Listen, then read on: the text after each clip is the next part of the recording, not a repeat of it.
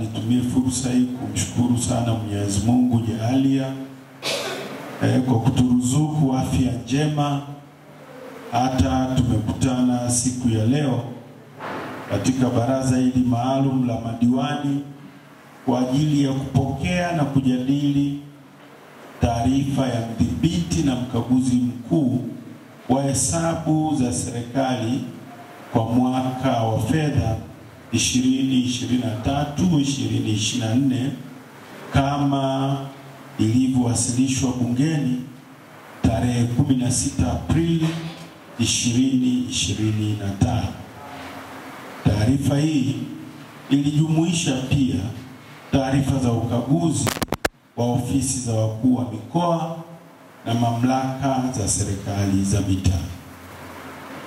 Mheshimiwa Mwenyekiti, awali ya yote naomba niipongeze sana halmashauri ya wilaya ya Tarime kwa kupata hati ya ukaguzi inayoridhisha.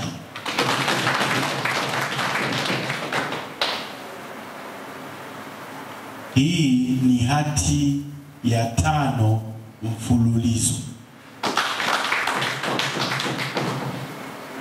Na hiyo ni miaka 5 ambayo nyie mko madarakani, yote hati safi.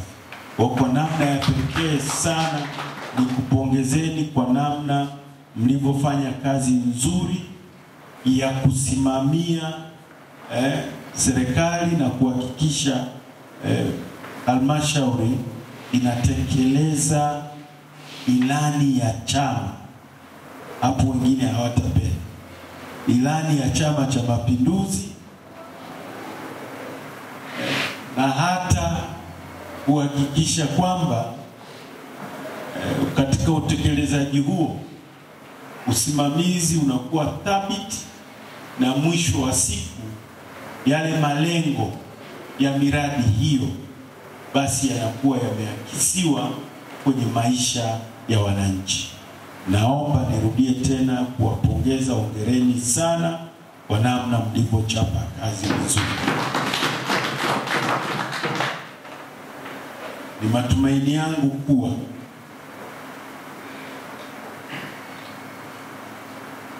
mkaguzi atakapopitia hesabu za serikali za mwaka huu wa fedha mtapata tena hati safi, kwa sababu bado ni nyinyi wale wasafi. Sana kwa usafi huo ninakuombeeni mnaporudi kule kwa wananchi, basi mwende nyote mkashinde kwa kishindo na kurudi kuongoza kuendesha baraza hili la halmashauri kwa viwango hivyo mlivyokuwa navyo au hata zaidi.